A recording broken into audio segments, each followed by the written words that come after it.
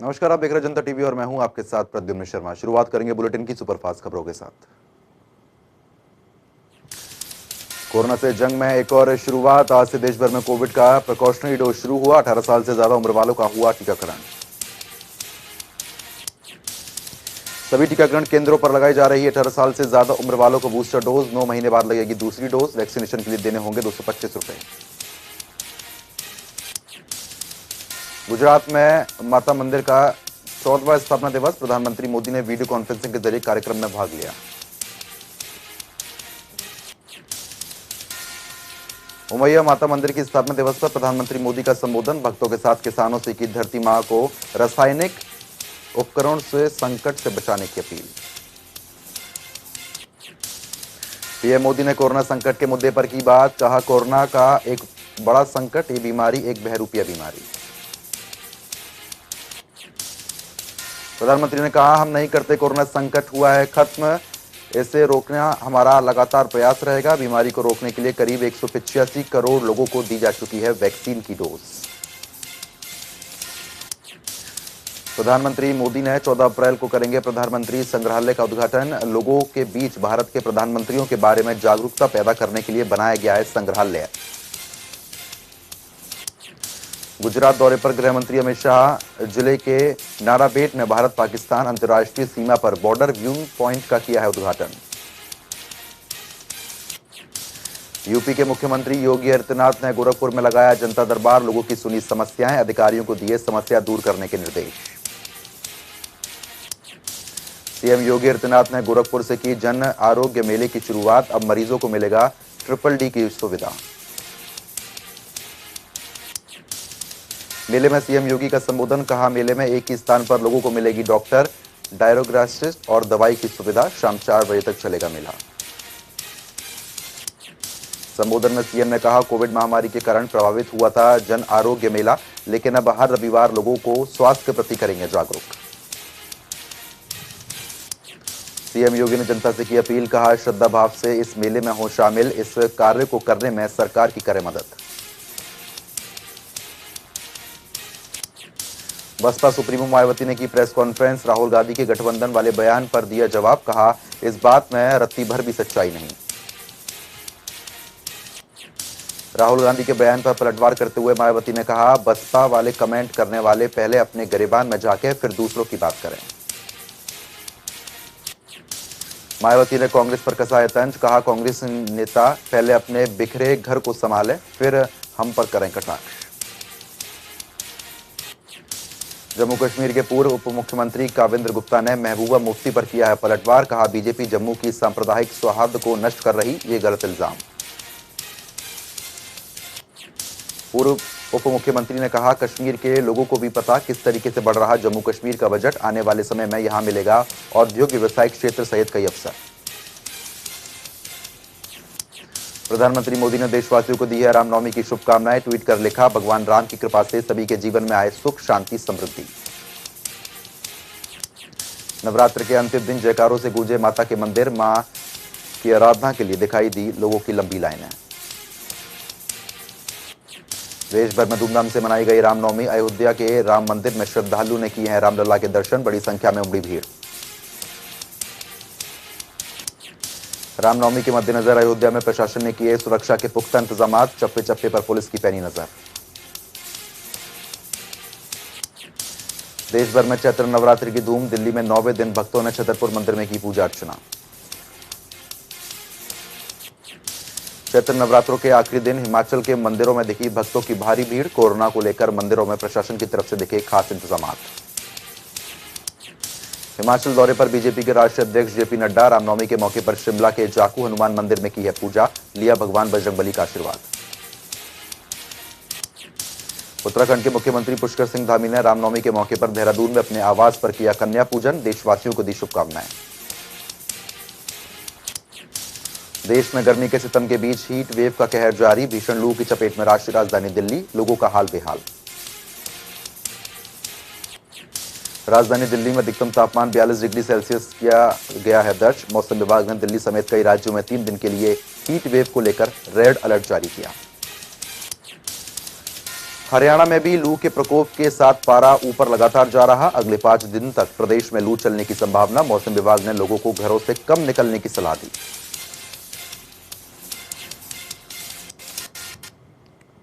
दुनिया में अब तक 49 करोड़ से ज्यादा केस कोरोना के सामने आ चुके हैं। 44 करोड़ से ज्यादा मरीज रिकवर। मौत का आंकड़ा भी 62 लाख के पार। भारत में 24 घंटे में मिले कोरोना के 1054 नए मामले। कोरोना के मरीज 1000 से ज्यादा ठीक हो गए हैं। 29 लोगों की मौत। भारत में 4 करोड़ 30 लाख से ज्यादा केस सामने आ चुके हैं। करीब 4 करोड़ से ज्यादा मरीज ठीक हो गए। मौत का आंकड़ा भी 5 लाख के पार। एक्टिव केस की संख्या 11,000 से ज्यादा। राजधानी दिल्ली में कम हुए कोरोना के मामले। 24 घंटे में मिले केवल 160 मरीज। किसी भी व्यक्ति की नहीं हुई मौत। कुल मामले 18 लाख के पार। एक्टिव केस 581 से ज्यादा। मौत का आंकड़ा 26,000 के पार। महाराष्ट्र में भी थमा कोरोना का कहर। 24 घंटे में मिले 132 मामले। 6 मरीज की मौत। कुल संक्रमितों की संख्या 70 लाख के पार। एक्टिव केस की संख्या 803 से ज्यादा। पश्चिम बंगाल में घट रहे कोरोना के आंकड़े। 24 घंटे में मिले 28 नए मामले। कुल मामले 20 लाख के पार। 19 लाख से ज्यादा मरीज ठीक हो गए। मौत का आंकड़ा 21,000 से ज्यादा। यूपी में 24 घंटे में मिले कोरोना के 28 केस। कुल संक्रमण का आंकड़ा 20 लाख के पार। एक्टिव केस की संख्या 290। मौत का आंकड़ा 23,000 से ज्यादा। बिहार में 24 घंटे में मिले केवल 2 कोरोना के नए केस। कुल मामले 8 लाख के पार। केवल 18 एक्टिव केस। वहीं मौत का आंकड़ा 12,000 से ज्यादा। हरियाणा में कोरोना के मामलों में गिरावट जारी। 24 घंटे में मिले कोरोना के 80 से ज्यादा केस। कुल मामले 9 लाख के पार। 386 एक्टिव केस। मौत का आंकड़ा 10,000 से ज्यादा। हिमाचल में 24 घंटे में मिले केवल 6 नए मामले। कुल मामले 2 लाख के पार। 75 एक्टिव केस। मौत का आंकड़ा 4,000 से ज्यादा। देश में कोरोना के खिलाफ वैक्सीनेशन अभियान जारी। वैक्सीनेशन का आंकड़ा 185 करोड़ के पार।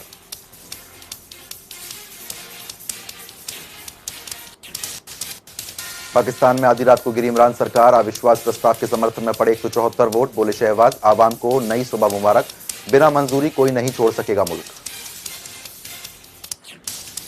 सियासी उठापटक के बीच पाकिस्तान में नए प्रधानमंत्री की कवायद तेज। शहबाज शरीफ का प्रधानमंत्री बनना लगभग तय। सोमवार को नेशनल असेंबली में औपचारिक ऐलान। यूक्रेन रूस में युद्ध का 46वां दिन। इस्तांबुल में बातचीत के बावजूद यूक्रेन पर जारी रूस के ताबड़तोड़ हमले। हर तरफ केवल तबाही। रूस के यूक्रेन पर मिसाइल हमले जारी। ब्रिटेन यूक्रेन को देगा एंटी टैंक मिसाइलें। तो अमेरिका ने कहा, हम चाहते हैं यूक्रेन युद्ध जीते। रूस यूक्रेन में महासंग्राम जारी। लगातार कई शहरों पर रूस दाग रहा मिसाइलें। यूक्रेन के कई शहर तबाह। यूक्रेन के रेलवे स्टेशन पर रूस ने दागी है मिसाइलें। करीब 52 लोगों की मौत की खबर। वहीं 100 से ज्यादा लोग जख्मी। रेलवे स्टेशन पर धमाके के बाद मची भगदड़। अपनी जान बचाकर भागते हुए लोग दिखाई दिए। तो वहीं फ्रांस ने की हमले की कड़ी निंदा। कहा, रेलवे स्टेशन पर टारगेट मानवता के खिलाफ बड़ा अपराध। रेलवे स्टेशन पर हमले को लेकर रूस का बयान। लोगों को शहर से बाहर जाने से रोकने के लिए यूक्रेनी सेना ने खुद मिसाइल से हमला किया।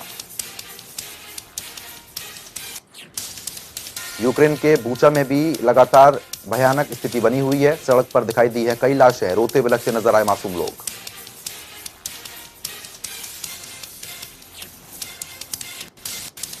पंचकुला में जन विकास रैली। सीएम मनोहर लाल ने की शिरकत। करीब 325 करोड़ के विकास कार्यों की सौगात दी। कुरुक्षेत्र के गुरु रविदास महापीठ के समापन सत्र में शामिल हुए सीएम मनोहर लाल। साथ ही सहकारिता मंत्री डॉक्टर बनवारी लाल समेत राज्यसभा सांसद दुष्यंत गौतम मौजूद रहे। मुख्यमंत्री मनोहर लाल ने गुरु रविदास धर्मशाला में बनने वाली पार्किंग का किया शिलान्यास। बोले, आज गुरु रविदास के जीवन से प्रेरणा लेने की जरूरत। मुख्यमंत्री मनोहर लाल ने विपक्ष पर साधा है निशाना। कहा, मुफ्तखोरी की प्रथा को करना होगा बंद। साथ ही लोगों को अपने पैरों पर खड़ा करने की योजनाओं पर जोर दिया।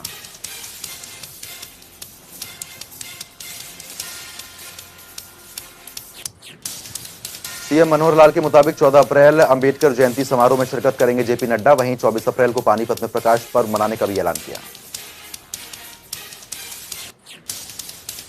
रतला आईएमटी में ब्लड डोनेशन कैंप का आयोजन। मुख्य अतिथि के तौर पर विधायक नयनपाल रावत ने की है शिरकत। रक्तदान के लिए युवाओं को किया प्रेरित। ब्लड कैंप में बोले विधायक नयनपाल रावत, आईएमटी की टूटी हुई सड़कों को जल्द दुरुस्त कराने की बात कही। बोले जनता को नहीं होनी चाहिए किसी भी तरीके की परेशानी।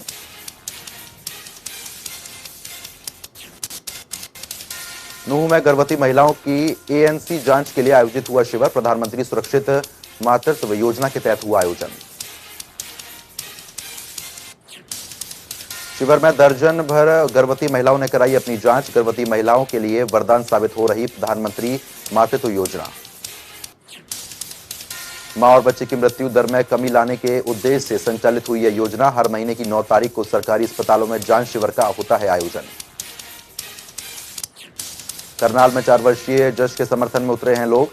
जश की आत्मा की शांति के लिए लोगों ने निकाला कैंडल मार्च। साथ ही अपराधियों पर सख्त कार्रवाई करने की उठाई मांग। कैंडल मार्च में शामिल महिला एडवोकेट ने पुलिस से जताई जल्द ही कार्रवाई करने की उम्मीद। वहीं समाज में एक दूसरे से भाईचारा बनाए रखने की अपील भी की। पुंडरी में जश हत्याकांड को लेकर लामबंद हुए सामाजिक संगठन। मासूम को श्रद्धांजलि देने के लिए निकाला कैंडल मार्च। कई सामाजिक कार्यकर्ता हुए शामिल। चरखी दादरी में स्वास्थ्य कर्मचारियों ने सिविल अस्पताल में किया धरना प्रदर्शन। कोरोना काल में लगाए गए थे तमाम कर्मचारी। हटाए गए स्वास्थ्य कर्मचारियों ने प्रशासन पर लगाया वादाखिलाफी का आरोप। कर्मचारियों ने कहा अपनी मांगों को लेकर संघर्ष करने को मजबूर कर्मचारी संघ। स्वास्थ्य कर्मियों ने बिना नोटिस दिए हटाने की मांग की बात कही। मांगे नहीं मानने पर बड़े आंदोलन की चेतावनी दी। रादौर में गर्मी ने बढ़ाई बागवानों की चिंता। तेला चेपा बीमारी से आम की फसल प्रभावित। कीटनाशकों का छिड़काव भी रहा बेअसर। तेला चेपा बीमारी को लेकर बोले बागवान। कहा 20 से 25% तक ही बच पाया है फल। उत्पादन प्रभावित होने से दाम बढ़ने की जताई आशंका। रेवाड़ी में किताबों की दुकान पर सीएम फ्लाइंग का छापा। एनसीईआरटी की नकली किताबों का मिला है भंडार। छपाई में उपयोग स्याही को बताया घातक। पलवल में डीजल तेल की कालाबाजारी पर सीएम फ्लाइंग ने की है बड़ी कार्रवाई। खुफिया जानकारी के आधार पर तेल डिपो पर मारा छापा।